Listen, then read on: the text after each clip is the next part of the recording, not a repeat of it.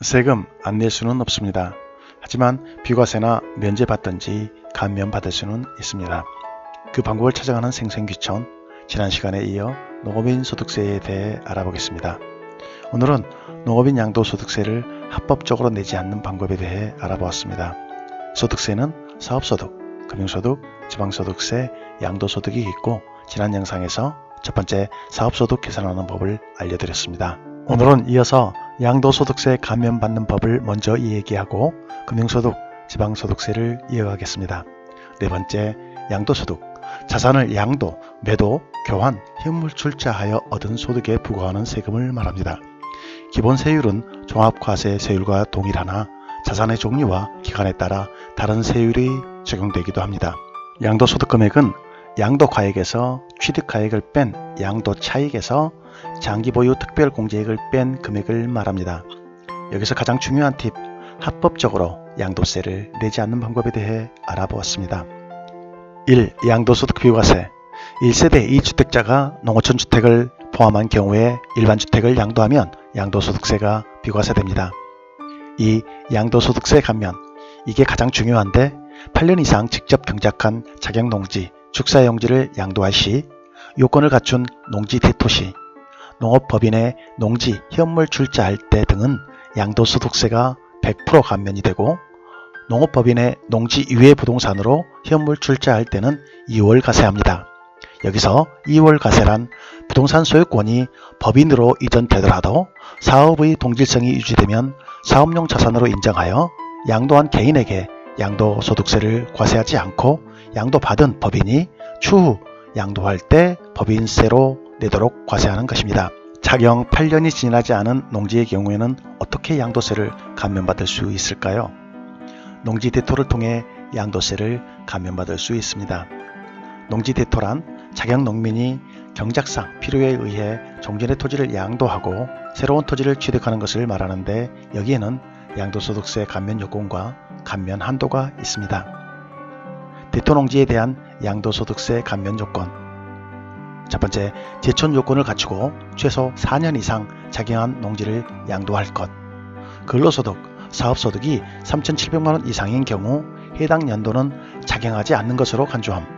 그러나 사업소득에도 농업이나 임업에서 발생한 소득 또는 농지 부동산 임대소득과 농가 부업소득에 해당하는 금액은 많아도 상관없습니다.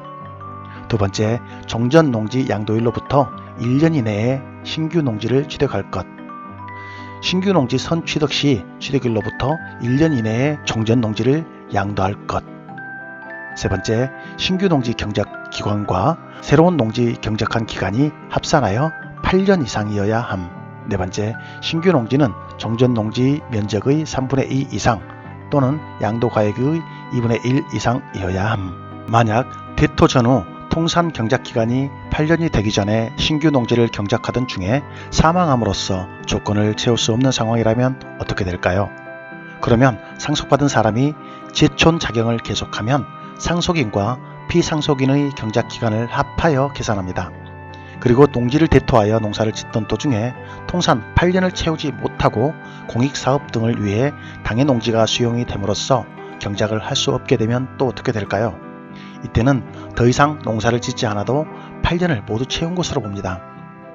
또한 종전의 농지를 팔고 새로운 대토 농지를 취득했는데 곧바로 농사를 짓지 못했다면 어떻게 될까요? 농지 구입일로부터 1년 이내에 경작을 개시하면 상관없습니다. 그리고 농지법상 농지 개량을 위한 휴경, 자연재해, 1년 이상의 요양 등 부득이한 사유로 1년 내 경작 개시가 어려울 경우에는 2년 내에 경작을 시작하면 됩니다. 감면 대상이 될 경우 감면 신청은 어떻게 할까요? 세무서에 신고를 해줘야 합니다. 당해 농지를 양도한 날이 속하는 연도의 양도소득세 신고와 함께 세액 감면 신청서를 납세지 관할 세무서장에게 제출하여야 합니다. 세무서에서는 농지의 대토에 대하여 양도소득세를 감면해 주더라도 계속 사후관리를 하게 됩니다. 따라서 감면 이후라도 감면 조건을 지키지 않는 경우에는 감면해 준 세액의 이자 상당액을 가산하여 추징하므로 주의가 필요합니다. 대토로 양도소득세를 감면해주는 한도는 작용 4년 이상의 1년의 기간, 즉 작용 4년에서 5년 미만에는 1억 원, 2년에서 5년의 기간, 즉 5년에서 8년 미만에는 3억 원까지 감면됩니다. 100% 감면을 받기 위해서는 8년 이상 작용했다는 증명이 가장 중요합니다. 단, 감면에서 제외되는 농지는 도시지역으로 편입된 날로부터 3년이 지난 농지, 양도하거나 취득하는 농지가 양도일 현재 특별시, 광역시, 시의 주거, 상업 또는 공업지역에 편입된 지 3년이 지난 농지를 말하는데 군이나 도농 복합 형태의 시의 읍면지역은 제외합니다. 감면 후 요건 불충족의 경우, 농지대토 감면을 받은 후 감면 요건을 불충족하는 사유가 발생한 경우에는 그 사유 발생일에 속하는 달의 말일부터 2개월 내에 감면받은 양도소득세를 신고 납부해야 합니다. 두 번째, 금융소득. 금융소득은 이자소득 플러스 배당소득을 말합니다. 그중 이자소득이 비과세되는 것은 농어가 목돈 마련 저축의 이자소득과 3천만원 이하 농협예탁금 이자소득이 있습니다. 농어가 목돈 마련 저축은 이자소득 비과세뿐만 아니라 정부 기금이 첨가되었던 고이율의 상품이었으나 가입 조건과 금액 한도 등의 문제로 가입자 수가 감소하며 2020년 현재 존폐 위기에 놓여 있다고 합니다.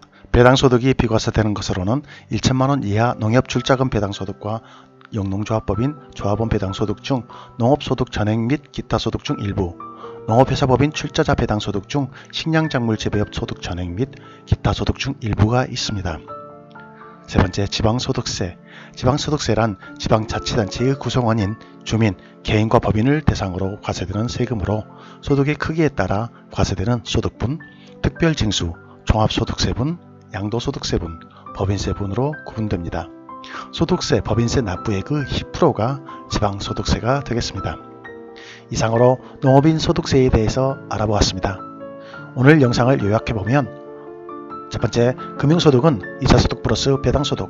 두 번째, 지방소득세는 소득세, 법인세 납부액의 10%다.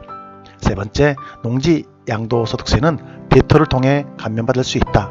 대토는 작용 4년부터 5년 미만은 양도차익 1억까지, 5년부터 8년 미만은 양도차익 3억까지 감면받을 수 있고 경작기간이 8년 이상은 되어야 100% 감면된다.